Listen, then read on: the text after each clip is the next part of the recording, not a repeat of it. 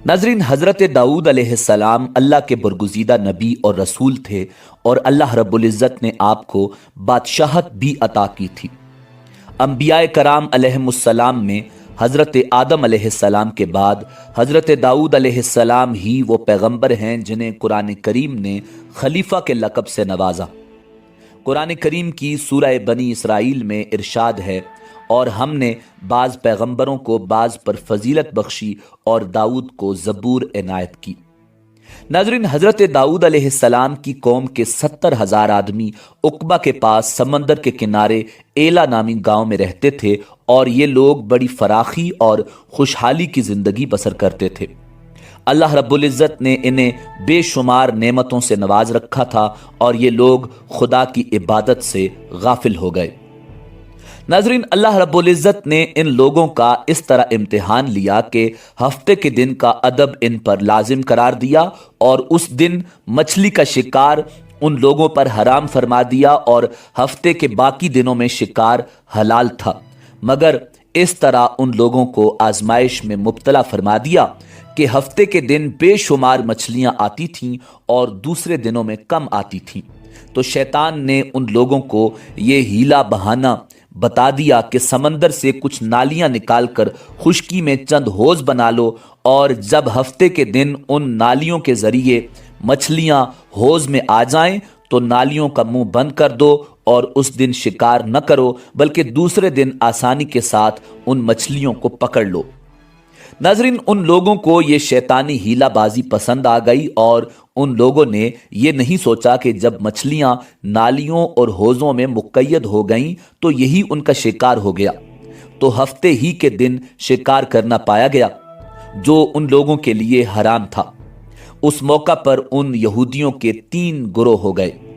नाज़रीन, कुछ लोग ऐसे थे जो शिकार के उस शैतानी हीला से मना करते थे और नाराज और बेजार होकर शिकार से बाज रहे, जबकि दूसरे गिरोह के लोग उस काम को दिल से तो बुरा जानकर खामोश थे मगर दूसरों को मना नहीं करते थे, बल्कि मना करने वालों से ये कहते थे कि तुम लोग ऐसी कौम को क्यों नसीहत करते हो जिन्हें अल्लाह रब्बुल इज़्ज़त हलाक करने वाला या सख्त सजा देने वाला है। जबकि तीसरा गिरोह वो सरकश व नाफरमान लोग थे जिन्होंने हुक्म खुदाबंदी की एलानिया मुखालिफत की और शैतान की हिलाबाजी को मानकर हफ्ते के दिन शिकार कर लिया और उन मछलियों को खाया और बेचा भी। नाज़रीन, जब नाफरमानों ने मना करने के बावजूद शिकार कर लिया तो मना करने वाली जमात ने कहा कि अब हम इन मासियतकारों से कोई मेल मिलाप न रखेंगे। चुनाचे उन लोगों ने गांव को तकसीम करके दरमियान में एक दीवार बना ली और आमदोरफ्त का एक अलग दरवाज़ा भी बना लिया। हज़रत दाऊद अला नबीना अलैहिस्सलाम ने गज़बनाक होकर शिकार करने वालों पर लानत फरमा दी। उसका असर ये हुआ कि एक दिन खताकारों में से कोई भी बाहर नहीं निकला तो उन्हें देखने के लिए कुछ लोग दीवार पर चढ़ गए तो क्या देखा कि वो सब के सब बंदरों की सूरत में मस्ख हो गए हैं।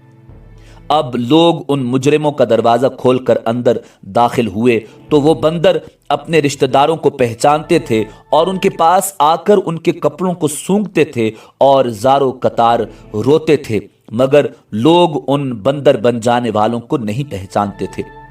उन बंदर बन जाने वालों की तादाद तारीख में 12,000 लिखी हुई है।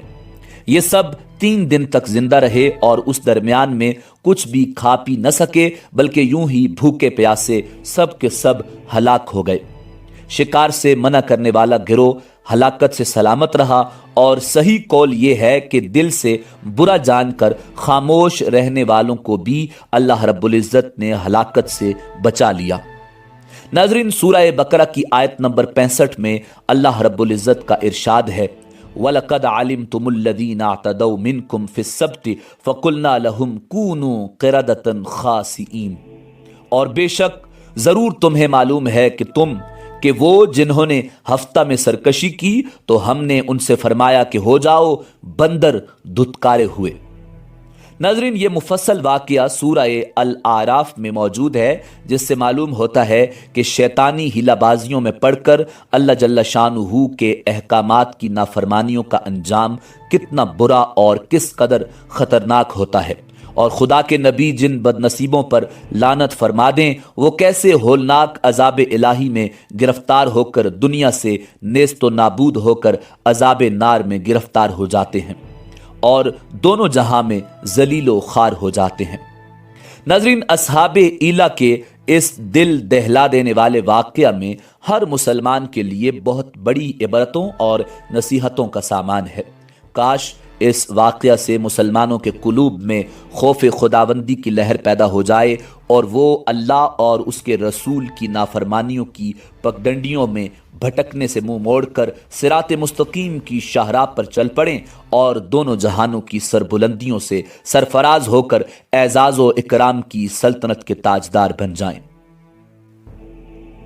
ناظرین، اب ایک انتہائی اہم سوال یہ ہے جو اکثر لوگوں کے ذہن میں ہوتا ہے کہ کیا اس وقت دنیا میں موجود تمام بندر اسی قوم کی نسل سے ہیں؟ تو اس کا جواب یہ ہے کہ حضرت عبداللہ بن مسعود رضی اللہ تعالی عنہ سے صحیح مسلم میں منقول ہے کہ بعض لوگوں نے اپنے زمانے کے بندروں اور خنزیروں کے بارے میں حضور سرور کونین امام الانبیاء جناب محمد الرسول اللہ صلی اللہ علیہ وآلہ وسلم سے دریافت کیا کہ کیا یہ وہی مسخ شدہ شکلوں والے یہودی ہیں؟ آپ صلی اللہ علیہ وآلہ وسلم نے ارشاد فرمایا، اللہ رب العزت جب کسی قوم میں مسخ صورت کا عذاب نازل کرتے ہیں تو ان کی نسل نہیں چلتی بلکہ چند روز میں ہلاک ہو کر ختم ہو جاتے ہیں۔ بندر اور خنزیر دنیا میں پہلے سے ہی موجود تھے۔